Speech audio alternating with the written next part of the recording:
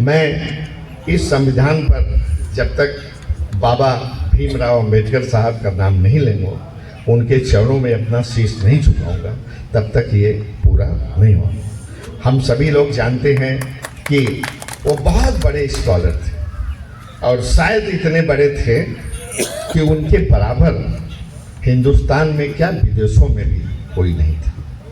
इतनी गरीबी में, इतने दुख में, इतनी प्रताड़ना के साथ, इतने तमाम जातियों के जुल्म सहते, बड़ी जातियों, सो कॉल्ड बड़ी जातियों का जुल्म सहने के बाद भी जिस तरह से उसने पढ़ाई की उन्होंने, और अपने समाज की बेहतरी के लिए, उसको ऊंचा उठाने के लिए जो हिंदुस्तान का संविधान लिखा, इतना लड़ झगड़ करके उसका जिंदगी भर आप लोग उनके एहसान को भुला नहीं सकते।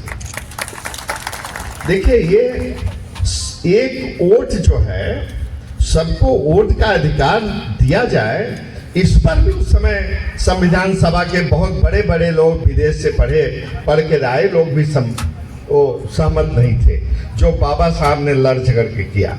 और एक और बहुत बड़ी भ्रांति है लोगों के बीच में, कहते हैं कि बाबा साहब ने ये जो किया दलितों के लिए किया। ऐसी बात नहीं है, ये केवल भ्रांति है। बाबा साहब ने दलितों के लिए तो किया ही, लेकिन जो काम और पिछड़ों के लिए किया, ओबीसी के लिए किया, उससे ज्यादा, बाबा साहब से ज्यादा और किसी ने नहीं किया। बाबा साहब ने ओबीसी के रिजर्वेशन का भी बीड़ा उठाया था, जिसको सब लोग नहीं माने, और उसकी वजह से बाबा साहब को मंत्रिमंडल से त्यागपत्र देना पड़ा।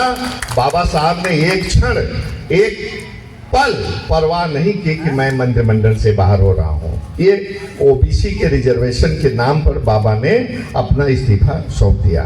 तो इसलिए बाबा साहब ने हमको, दलितों को, पिछड़ों को, माइनॉरिटीज को, सबको एक सूत्र में गठिया करके बांधना चाहा, और हम छितर बितर हो गए हैं। आज हम ही के बीच में लोग फोड़ करके, हमारे ही लोगों को फोड़ करके, बहकावे में लालच दे करके, उनको अपने साथ लेकर के अपनी सत्ता चला रहे हैं।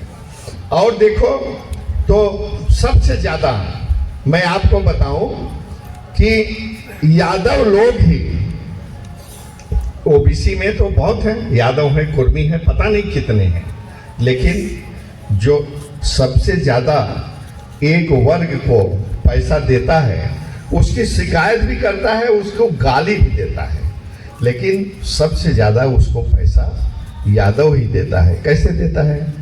अब तिरुपति दर्शन जाना है, महाकाल जाना है, यहाँ मंदिर वैष्णो देवी जाना है, ट्रेन में टिकट नहीं मिल रहा है, प्लेन में टिकट नहीं मिल रहा है, वहाँ दक्षिणा चढ़ाना है, बच्चों के साथ जाना है। आप समझिए कितना खर्च करता है वो सब, और जो पैसा है वो उनकी झोली में फेंक दे रहा है। और फिर विडंबना है कि सबसे ज्यादा वो यादव को ही मारता है, सबको मारता है। कैसे मारता है?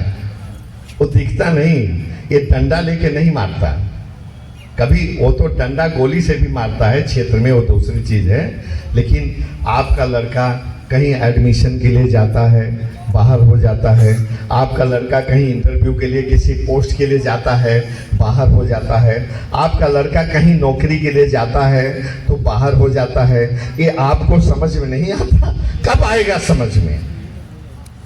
जितने लोग बैठे हो उतने ही लोग समझो, तो शायद आज की ये सभा की सार्थकता कुछ बन के रहेगी। इतने ही लोग समझो, और जो भी मिले उनको भी समझाने की जरूरत है।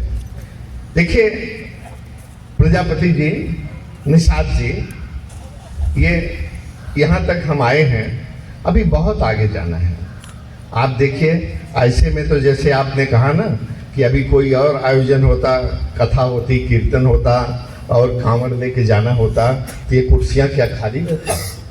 तो इसमें भी अभी बहुत संवेदना, बहुत जागरूकता पैदा करने की जरूरत है। मैं ये कहना चाहता हूँ, और मैं निराश नहीं करता इसमें लगे रहिए, लगे रहिए, लगे रहिए। एक दिन आपको कामयाबी जरूर मिलेगी, ऐसा दिन जरूर आएगा। आपने जो प्रमाण पत्र की बात कही, तो इसको भी मैं आने वाले दिनों में मैं इस बात को उठाऊंगा।